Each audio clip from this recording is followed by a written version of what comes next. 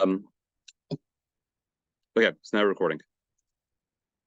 So if this one here, f of 3, just means plug in 3 for x, right? So f of 4 is pretty easy. That's just going to be 1 over 4 minus 2. So you just get 1/2. Easy peasy, right? And then find x when f of x is 1. That means you're going to set the equation equal to 1 and solve for x. You can just eyeball it and kind of say, well, I think it's going to be 3. Like, use some intuition. You can cross multiply 2, but x should be 3. Because if x is 3, you do get 1 for the output. So the output was 1, the input had to be 3, but the input is 4, the output is 1. So should be pretty straightforward. Question on that one? We're good? Okay. Let's move on to 1.5. What's 1.5 about? Angelica is working with function machines. She has 2 machines. In what order should she put the machines to get an output of 5? She starts with a 6, right? So you really only have 2 options, right? If I do g of 6 first, you get 1, of course. And then if I do h of 1, I get -5, no good. So forget about that one. So let me try the other way around. If I do h of 6 first, I get 36 minus 6, which is 30. And if I plug into the other guy, g of 30, bingo, we get the answer, right? So you got to do h first, then g. So h, then g. And again, I'm recording this, so you can watch if you need to. Is it possible to get an output of -5? Well, yeah, we just did that. Yes. That was g, then h. So there we go. Okay, so that's 1.5. Moving right along, 1.7 ACD. Questions so far? We're cool? Okay, good. 1.7 ACD. Let's see here. Graphing them, yeah, just use Desmos. I mean, that's probably the best. Well, actually, no, you should be able to do this without Desmos. I take it back. But you can use Desmos to check your answers. That's what I meant to say. My apologies. So the first one is going to roughly look like this. I know I'm kind of doing a quick sketch. For C, you can find the x and y intercepts if you want. Like, for example, the x-intercept is going to be 2. The y-intercept is going to be 3. Let me do a new coordinate plane. I'll do it right here. So the x-intercept is 2.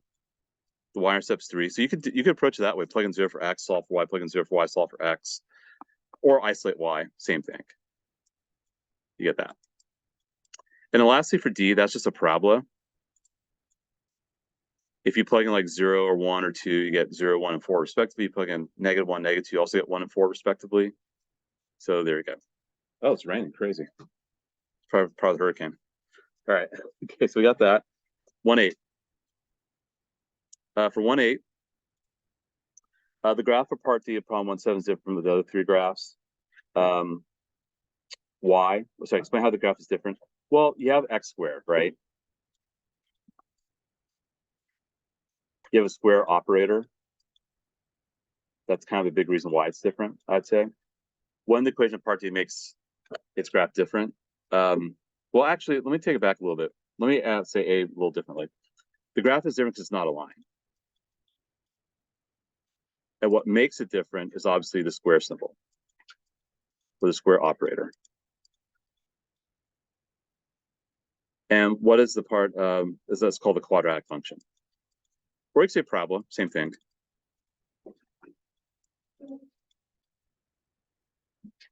Or parabola. Okay, cool. So that's 1.8. 1.9.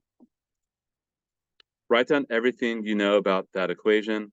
So let me get some feedback from you guys. What are some things you guys said? So Ben, do you want to share what you may have said about that one? For number 9. Well, I'll get you started in a sec. I said that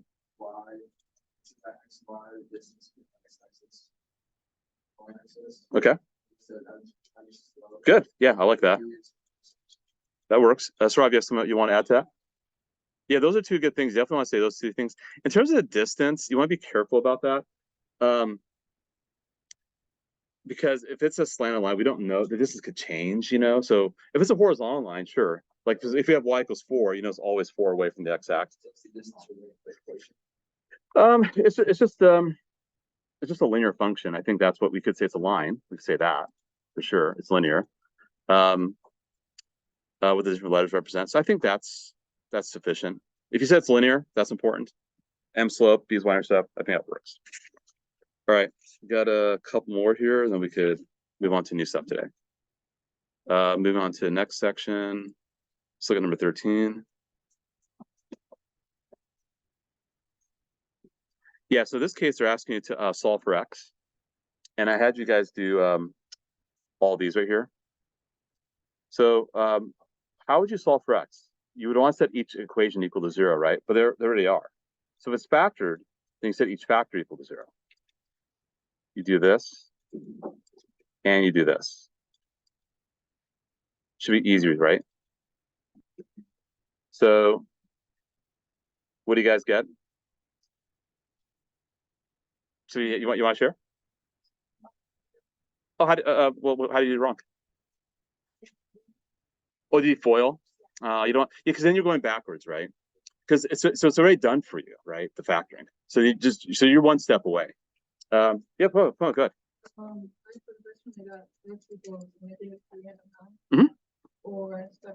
Right. Now, however, for D and F, you do want to factor, right?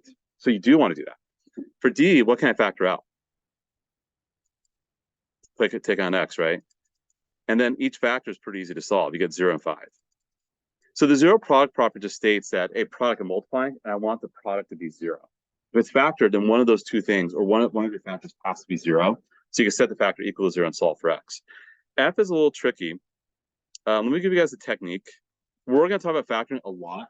And actually, this is why I think we went with CPM. Because CPM does a lot of nice review of old stuff, right? It kind of just spirals, goes back and does old stuff. So it makes our job a little easier as teachers. We don't have to come up with material that's done for us, right? I just have to assign it. So how would I do this? This is what I would do personally. But if you have a different technique, I'm definitely open to hearing it out. Generally speaking, quadratic functions look like this. They generally look like that, right? A is the coefficient of x squared, B is the coefficient of x, C is constant. I will put A times C up top. This is like what I call the diamond method, and B down below. Have you guys done it this way? So yeah. So A is course 3 and C is -5. So I'm gonna do -15 up top and 14 down below. So now your task is to find what multiplies to -15 and adds to 14.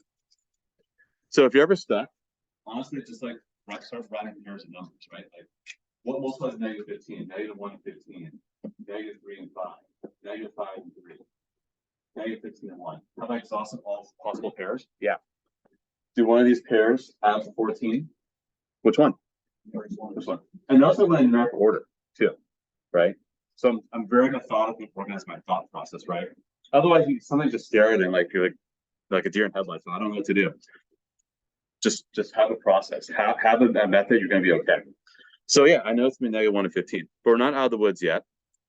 If it didn't have if the A term, sorry, if the coefficient of x squared is 1 or A is 1, then I could go straight to the factor form. I could say x minus 1 times x plus 15. Of course, that's not going to work when I FOIL those two things.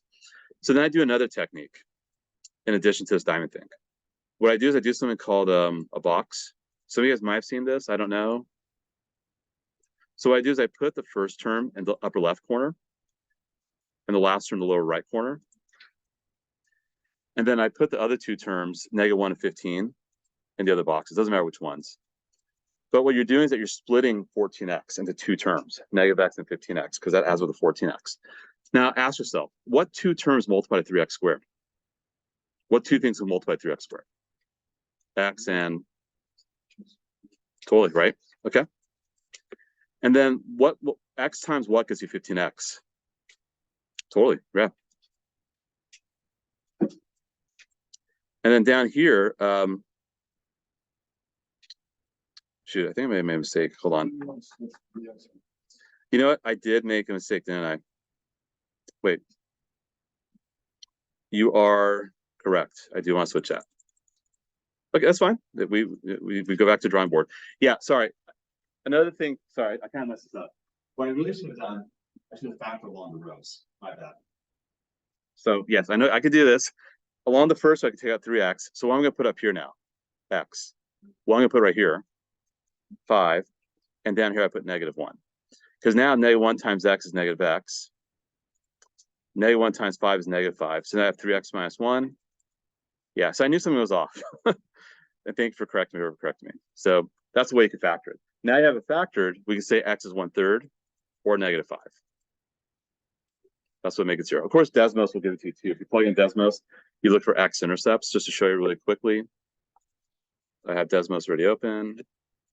So y equals 3x squared plus 14x minus 5. Let me clear my screen. You see, -5 and 1/3. So Desmos is a great way to check your work. All right, and then last up, 115. Nafisa graphed the lines of slope of 5, y-intercept -0, -2. That's easy. It's y equals 5x minus 2. Easy peasy. Find the value of x and y is 0. That's just the x-intercept. X is 2/5, right? There we go. So not hard. Cool. All right. So again, make sure you submit it through Schoology. I'll check it tomorrow, and we'll do a homework quiz on Wednesday. Homework quiz will be on the new homework, so don't worry. I'm not doing homework quiz on homework number 1. We're just gonna move on. All right. So let me give you guys some materials for today.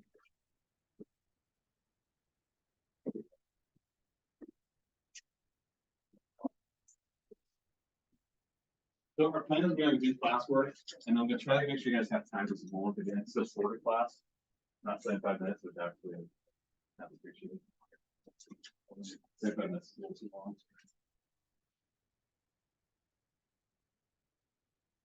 Okay, so what I'm going to do is I'm going to, so you guys really work on your table groups. And actually, I mean, if you guys want to enforce it, you guys can.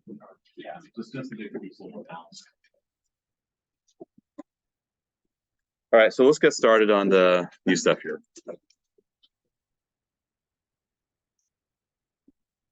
Okay. So I'm gonna get started by doing one part of this. So I'm gonna do part A on the first page, then have you guys do B, C, D, and then we'll kind of come back. I'll do kind of a problem on the next page. You do more problems. I'll do a problem on the other page. So I'm gonna kind of do one with you, and you guys do one, right? That's kind of what we'll do. So let's look at 1.26. What's going on here? So Jared and Sonia were working with their team on problem 1, 2. Let's put the function machines in order. We remember we did that, right? We put the function machines in order. These functions are reprinted below. So these are the same functions we did last time, right? Again, it's nice when we see PM, it kind of goes back and looks at old stuff, right? Now, Jared first put an input of 6 into the function negative parentheses x minus 2 squared, got output of -16. He wanted to try f of x equals root x as his next function in the order, but he thinks there might be a problem using -16 as an input. Why is that a problem? So why do you guys think that's a problem? Why would it be a problem to put -16 into a square root? Go ahead. Or actually, we'll go Hunter and then yeah. We can't put a yeah, and why? I mean, you can't put. So what's the definition of square roots? Oh, good shot. Wow, look at that. That's smooth. I like that. All right, sorry. Yeah, so yeah. Well, if you put it into the square root, like 2 negatives make a positive. Exactly right. 2 negatives make a positive. 2 positives also make a positive. Right. So here's the reason why. You cannot square root a negative number and expect a real number as your output. Why? Because two identical numbers that are both negative multiply to a positive number, and likewise when multiplying two positive numbers. And let me resize that.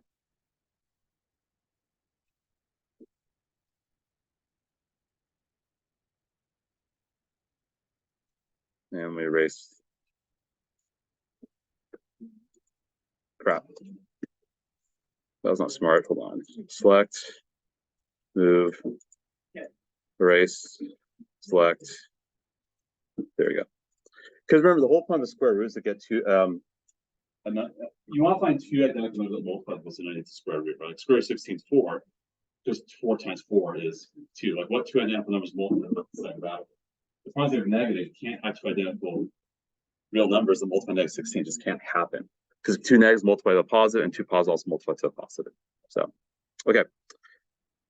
So now that I kind of got us, the juice is flowing a little bit, I'm going to have you guys do B, C, D. I'm going to walk around and just to make sure you guys understand what to do. I'm going to read through it also. And then we'll check in after a few minutes and we'll keep moving. I'm going to pause my video too. Okay. So let's just recap this page here. So I walked around. It looks like you guys are getting it. So again, the answer for part B. So like give two numbers that would not work. Like say negative 25 would not work. Negative 36 would not work.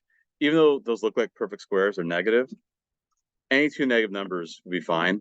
And what could work, you have to be greater than or equal to 0, right? If you're part of your domain. Now, for part C, y is output always negative for g of x. So our logic does make sense. Yes, it does. And that's because of PEMDAS, right?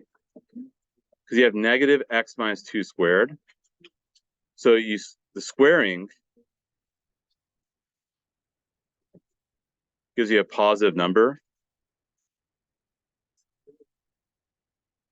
But then you multiply by negative 1. Sorry if you can't read that.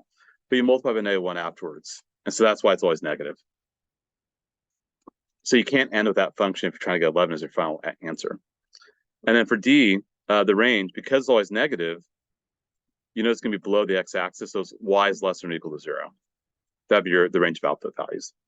Because you just can't be negative. Sorry, it can't be positive. So, all right, let's move on to the next part. Now, I do see at least one graph calculator in each table, so that's good. So let me show you how to graph in the calculator, because I know that you probably don't have enough practice doing this. Really easy. It's not that hard. So I have a calculator right here, right? So see where it says y equals, then the upper left corner. Obviously, turn on the calculator. Hit y equals. You should see this. The parentheses you should see in the middle. And x you should see right here, right below mode. And then +1, the plus symbol, +1. And the parentheses start new parentheses, x minus 9. And you can enter. Then if you want to graph it, just hit graph. Graph's in the top right corner. Now, fortunately, my window looks okay, not great, but I don't see the whole graph. Some of you guys might have really messed up windows. I don't know. If your window's messed up or doesn't look like this, one thing you could always do is hit zoom and pick standard. What it does, it resets the window to go from negative 10 to 10 for x, so negative 10 to 10 for y. That's always kind of a good rule of thumb to set that, but I still don't see the whole thing, right? So let's think about this a little bit. Where is this crossing the x-axis? At what x value is this crossing the x-axis? Anyone can fire away. Good, and where else? And what's the other point here? 9. What's halfway between -1 and 9? If I go right through the middle, what's halfway between those two numbers? Go ahead. 4. Yeah, because it's 5 away. Good, I like that. It's 4. So there's more to this graph that's probably down here, right? What do you call this point, that low point? What is that called? You guys remember? Maybe you guys did, I don't know. Vertex, good. Let's call the vertex. Well, I know the x coordinate's 4, right? Because I did symmetry. I know this now. How would I get rid of that y coordinate? How would I figure out how low that goes? What would I do with that 4? How would I figure out what y coordinate? What should I do? What do you do, guys? Do I have the equation? What should I do with 4? Plug it in. Good. Yes, I like that. If you plug in, what do you get? Because my equation was x plus 1 times x minus 9. If I plug it in, I have 4 plus 1. So what does that become? when I work it all out. Negative 25. I just told you guys that the standard window for graph calculator goes down to negative 10. I gotta make this go down to negative 25. So what you're gonna do is you're going to go to, this is the part where some students get lost, so please follow along. What I'm gonna do is I'm gonna go to window. And what do you see in window? It gives you an X min, it gives you an X max, it gives you a Y min, it gives you a Y max. What's the minimum Y max it's producing here? Negative 10, right? What should I want it to be? Down to negative 25. Let's make it negative 30. Just to make it a little bit lower. So I'm gonna change that to negative 30. Everything else will keep the same. Everything else seemed cool. Just it didn't go low enough for me. Now if I graph it, you see I'm gonna see the whole graph. Now I can see the whole story. This is why Desmos is better, because you can just use your fingers or a mouse. This is why the graphic calculator is very old-fashioned. But of course, on a test or assessment, I can't have you guys use Desmos because you can access other stuff on there. So, but on the SAT, they're gonna have Desmos. So I don't know. Anyway, so to answer these questions, let me show how I would answer these questions. I'm gonna have you guys try the other problems in a sec. How to answer these questions here. So describe the graph completely. You could say x-intercepts of negative 1 and 9, vertex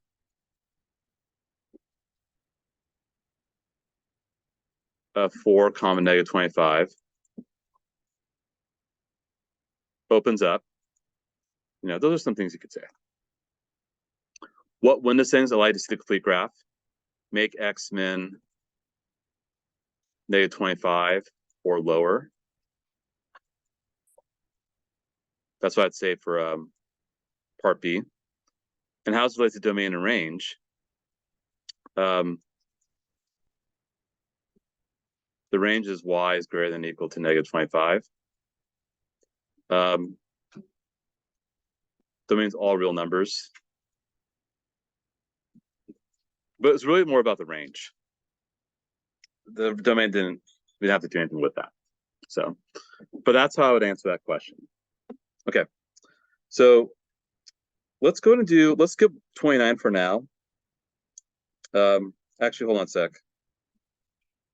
You know what? No, let's do 29 and 30. Let's do the rest of the page. 30, I have to use a graphing calculator, but 29, just have to sketch. So go and try 29 and 30. I'll walk around and help you guys out if you're stuck. And then we'll move on to the last page after that. Okay. So let's do 29 and 30 now. All right, so let's look at 29. So you could get really, really simple if you wanted to. Like, what's your lowest x coordinate? Negative 3, right? What's your lowest y coordinate? Negative 4. So plot that point. That works. What's your highest x coordinate? 10. 1, 2, 3, 4, 5, 6, 7, 8, 9, 10. What's your highest y coordinate? 6. 1, 2, 3, 4, 5, 6. What did I just make here? That's a function. That's my domain. That's my range. That totally works. That's totally a-okay. You could also have done this. I could have done a parabola. I could have done like a point here, maybe a point here, and a point way up here. That works. Or tail back there got kind of creative. You could put like 6 up here somewhere, and that could be back on the x-axis.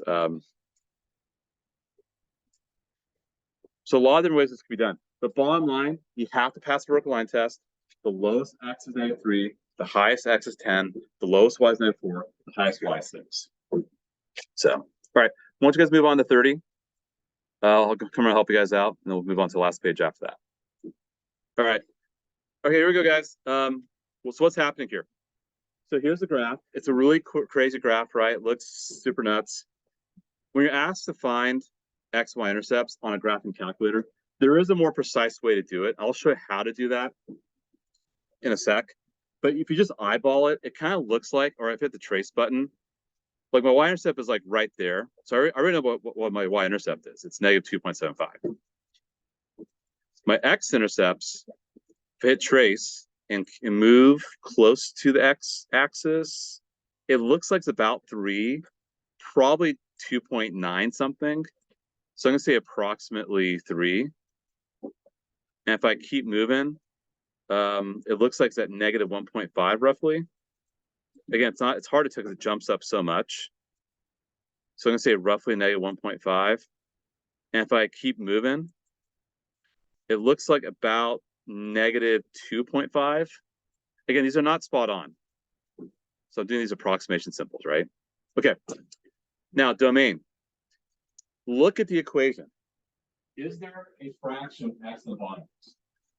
Yes. What is not okay for a denominator? You can't have what number in the bottom? Zero. What will make that 0? -2. Thank you. So -2 is not part of the domain. You see a gap at -2, right? You see a gap there. So I'm going to say my domain is all real numbers except -2. Now, the range, if you think about it, does this graph go down forever? Looks like it. Yeah. Does the graph go up forever? Sure looks like it. So what will be the range, or the range of all outputs? Thank you. Big check. All real numbers. Exactly. So you just have to look at it. The range would be all real numbers. And that's because the graph goes up and down forever. So, cool. So we're getting more experience with domain and range. That's the whole point of this exercise. All right. Let's not worry about the learning log. I'm not going to have you guys. That's also one of these lame. Like I'm recording, but screw it. I don't care. It's one of the lame things I think about CPM, like the whole like facilitate, record, blah blah blah. You guys have good chemistry. I'm cool with what you guys are doing, right? The learning log, it's good to write down and reflect what you learned. I'm not going to force that upon you guys, but I think it's just one of those picky things about CPM that could be just a bit of a turn off. So I care more about you guys learning and talking to each other. I think what we're doing is good. So don't worry about the learning log. I'm not going to beat that into you guys. But let's do the last one here.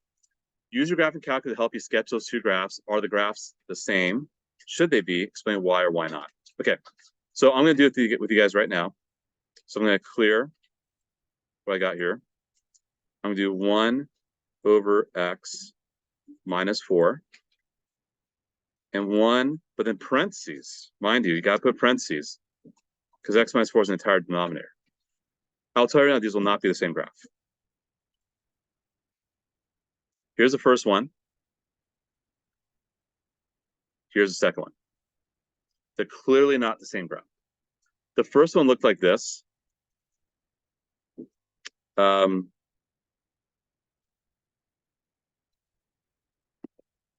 Let me switch colors. So first one kind of looked like this. 1, 2, 3, 4. Let's try again.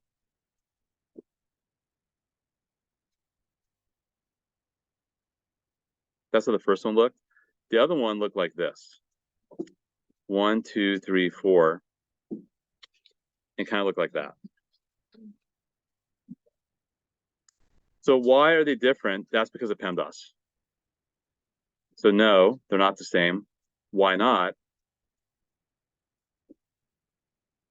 It really comes down to PEMDAS, right?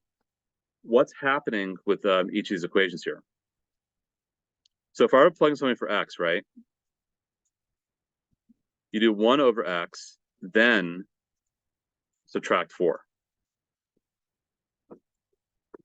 What are you doing here first? Are you subtracting 4 or dividing first? When you plug in something for x, what's the first thing x sees? For the second equation. So if we plug like 6, for example, if you work it out, what are you going to do? You're going to do 1 over 6 minus 4. What's your first step in this computation? Exactly. You don't realize it. I really wish textbooks did a better job at this. There actually is a parentheses. There actually is a parentheses around x minus 4. It's invisible. That's there. So you're actually subtracting 4 first. Then you divide. So that's how it's done. It's kind of done in reverse. That's what it's different. Okay, the homework is actually attached to this packet here. So I did take the liberty of photocopy the homework again. If you want to get, I mean, we only got 3 minutes. I'm not going to do much. The 75-minute class was nice because you guys had that opportunity. It says extra for experts. Honestly, if you want to do extra practice, like I'll be honest with you, the extra practice is good to prepare for a test. If you want to prepare for a test, it's good for that. But you're only required to do this right here, extra those problems. It's also up in Schoology as well. So use the CPM textbook. If you want to use the CPM electronic textbook, of course you do. But some people don't have access yet, so I still go on homework. I just said there's going to be a quiz on Friday. That is true. The quiz on Friday is going to be on the summer assignment. So whatever, like the delta maths stuff you had, like exponents, other stuff. I'm going to review with you guys on Wednesday about that. What else? Homework quiz on Wednesday. So I didn't do one today. So yeah, we're pretty much done. So just hang tight for about a minute and a half. I'll let you guys out about 20 seconds early so you guys can beat the lunch line. This will be due Wednesday. Yeah, I'll put up.